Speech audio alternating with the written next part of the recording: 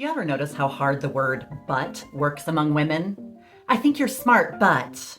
I agree with everything you say, but. That but? Whew. That thing puts in so much unpaid overtime it should qualify for a labor violation. Hey everyone, it's Colleen, your friendly neighborhood abortion influencer, and I recently got a DM from an older woman saying she knows I'm an intelligent woman, she agrees with everything I post, but that it's hard to take me seriously because I sound like a, quote, 15-year-old valley girl. Whatever. Yeah, I know. I don't hear it either. But it does raise a really important question. Why is sounding feminine treated like sounding unintelligent? And that's what I want to talk about because this is a textbook example of internalized misogyny. Internalized misogyny is not just women hating themselves. It's actually women enforcing the rules we were taught in order to survive.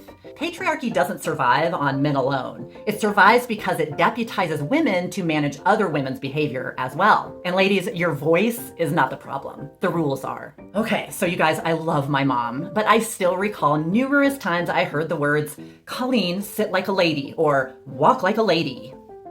Here's the thing about older white women specifically. A lot of them were taught that the way to stay safe, to be taken seriously, to have any influence at all, was to be polished, agreeable, non-threatening, and quiet.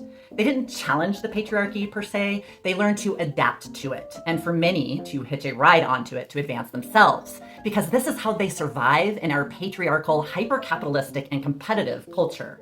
So sometimes when women like the one who DM'd me see other women speaking loudly, even joking, being sharp, refusing respectability politics, it can trigger something uncomfortable and can lead to this tone policing, helpful feedback about how to be more palatable. But when women say things like this to other women, it's not a harmless suggestion. And listen, as bad as this dynamic is among white women, it is 1,000 times worse when it is directed at women of color. White women's tone policing has historically been used to discredit Black women's anger, sanitize Indigenous resistance, brand Latina and Asian women as too much or too emotional, and decide which women are respectable enough to be heard.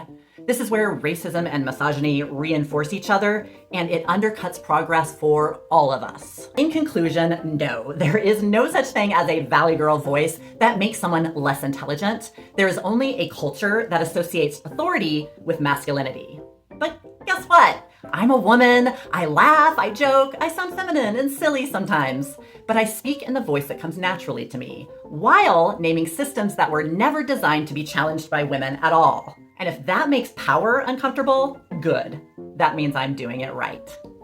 Cheers, everyone.